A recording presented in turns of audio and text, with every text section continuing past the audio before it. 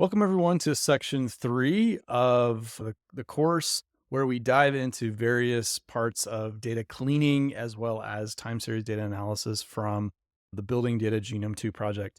The first couple of videos of this introductory were focused on pandas and the construction phase of the built environment, which is the phase that we're kind of covering in tandem with the content in this section. I wanted to, in this introductory subsection, cover a couple other ideas, one of them being the use of other people's work. And here's a Wikipedia article, which is about a concept called standing on the shoulders of giants. This is something that's been an expression that's been used for centuries, attributed to various philosophers over the years. Here you can see from far long ago, a man standing on the shoulder of this person, seeing something further than this giant can see. And really, if you're not familiar with this expression, it means that you are building upon what other people have developed in before you. This is no different than what you find in the edX, or sorry, the Kaggle platform, which I'm basically going to encourage you all to consider. Is it's not just about looking, watching these tutorial videos and taking, that content into mind. It's also understanding what other people have done or developed using the same data set and taking those ideas and transforming them into something that helps you innovate and go a step further. This is a really common concept in academia, but it's also extremely common in practice. If you go into a new job, you're going to probably not start from scratch when you do a task. You're going to be taking the information that other people have developed before and basically sort of remixing that in a sense. In fact, there is a really good YouTube video, which I will provide the link to, which is called Everything is a Remix. And this is a kind of a concept that this guy who developed the video, has shown that, everything that, you might consider people very, very creative, but at the end of the day, they're taking something that happened before and they're modifying it and transforming it into something new and innovative. They're building upon what people have done in the past and not just reinventing the wheel.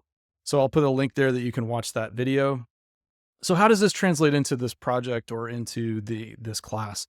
Well, if we take a look at one of the data sets that we'll be using and you'll be introduced to in section 4, as well as a data set that you'll be looking at in this week called the Building Data Genome 2 project, there is quite a bit of momentum that other people have accomplished towards analyzing this data set. So if you click on the code tab here, you'll notice that there is a few notebooks that I've created. There's some notebooks that Bianca Pinchetti has created, who's a collaborator on this project. Fu Chun is a PhD student from my lab. Here's an intern we had last summer, Katie. Here you can see another intern, Karen. Here's a person named Laura. You come down here, there's a woman named Marilia from Brazil. So there's people from all over the world that have played around with this data set and basically try to answer different questions. They visualize data, they process the data, etc. And if you click on these examples, you'll notice that prominently there is a button over here. Here you can see a button called Copy and Edit. And so you notice that you can copy these notebooks. You can copy them into your own account. You can modify them, transform them. You can actually copy and paste the code that other people have done that provides some sort of value. For example, here's a really interesting visualization that I've never seen before, which is really cool to look at and maybe use. So basically, in this class, I want you to consider what, the momentum that other people have gained using this data set and use that in your understanding of the data set as well as the group project task at hand. There's a really key part to this that's really, really important, though, is that whatever content you do end up using for your analysis, it is crucial that you're giving credit to that person or that notebook.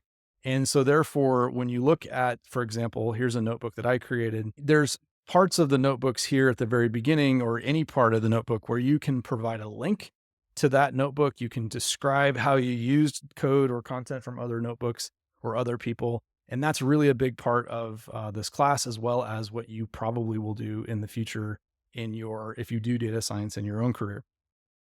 So it's really important. It's great to use other people's work for inspiration, but you have to give them credit. And the other crucial point is that you have to go above and beyond what they have done. You can't simply copy and paste or copy a notebook and then just change the font or change a few things here and there. You have to really build upon what that person has done before.